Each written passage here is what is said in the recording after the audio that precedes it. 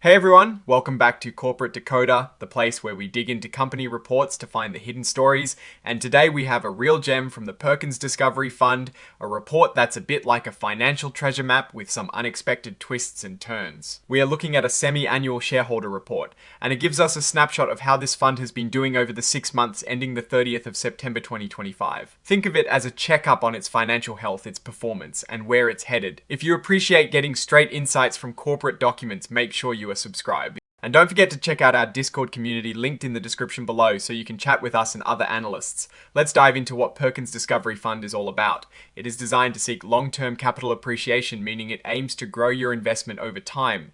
This fund is part of a larger entity called World Funds Trust, a registered investment company. It focuses on small and micro-cap companies, which, as you might guess, are generally smaller businesses with the potential for big growth, but also with higher risks. Now, a key thing for any investor is understanding the costs. For a hypothetical $10,000 investment over the past year, the report tells us the Perkins Discovery Fund cost around $142.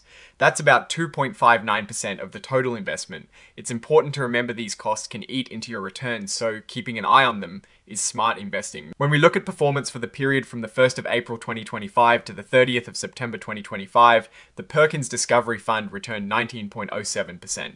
That sounds pretty good, right? But how did it stack up against the big leagues in comparison? The S&P 500 index, which represents larger companies, returned 19.18%. Not too far off. However, the Dow Jones US Microcap Total Stock Market Index.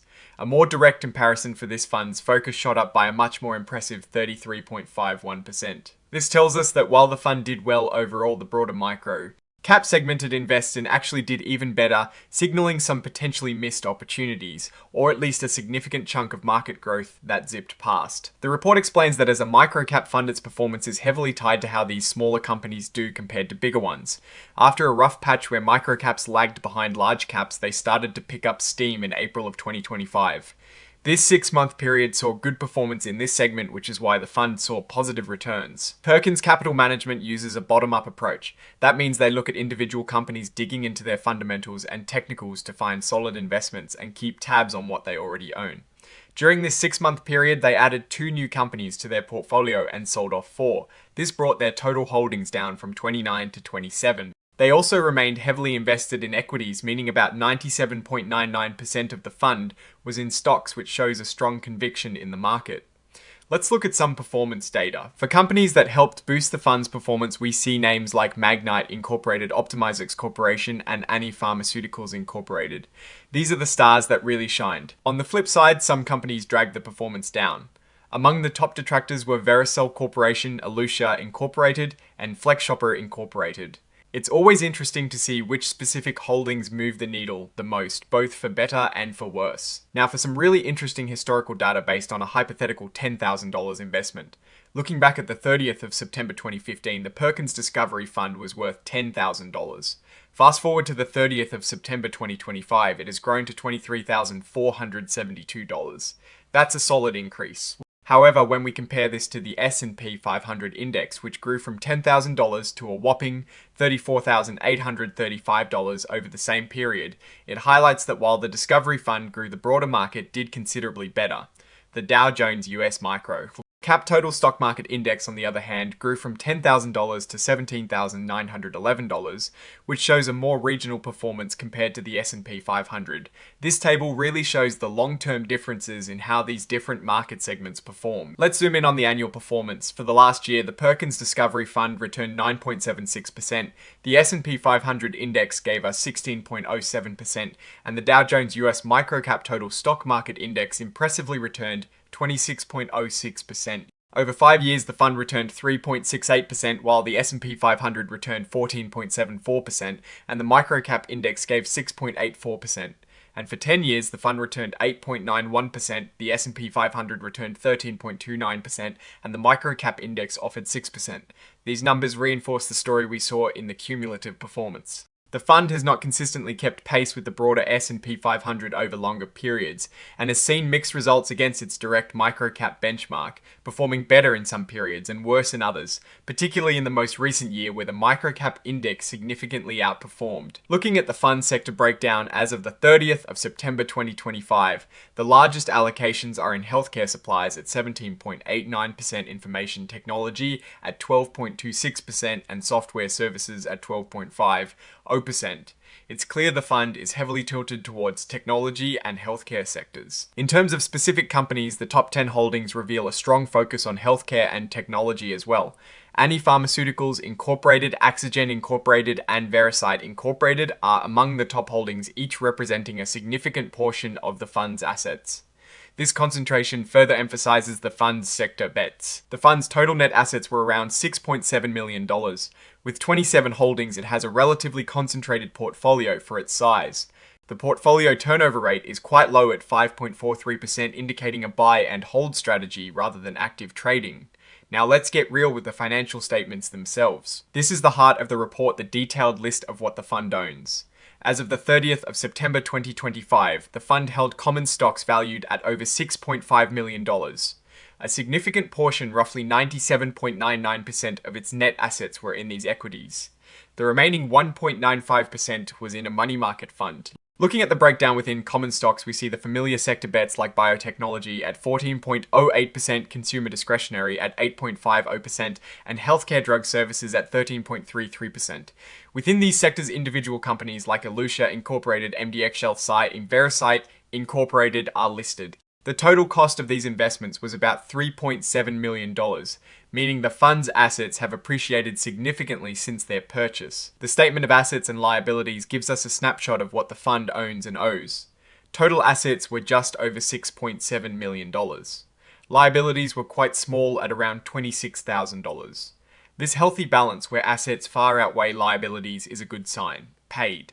In capital stood at about $3.2 million and distributable earnings were around $3.4 million.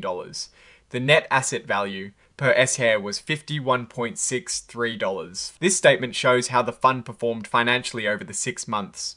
Investment income from dividends and interest was modest at about $5,405. Expenses, however, were significantly higher at nearly $168,000 before reimbursements. After waivers and reimbursements by the advisor, net expenses were around $80,000, resulting in a net investment loss of about $74,000 for the period. However, the story isn't all loss. The fund saw substantial gains on investments. Net realized gain was over $256,000, and the change in unrealized appreciation was over $905,000. This resulted in a very strong net gain from operations of over $1 million. This highlights that while the day-to-day income generation from investments was negative, the fund's overall investment strategy led to significant paper gains and realized profits. The statements of changes in net assets show the flow of money in and out of the fund. For the 6 months ending the 30th of September 2025, the fund saw an increase in net assets from operations of over $1 million. However, capital stock transactions showed a decrease of over $493,000 due to more shares being redeemed than purchased.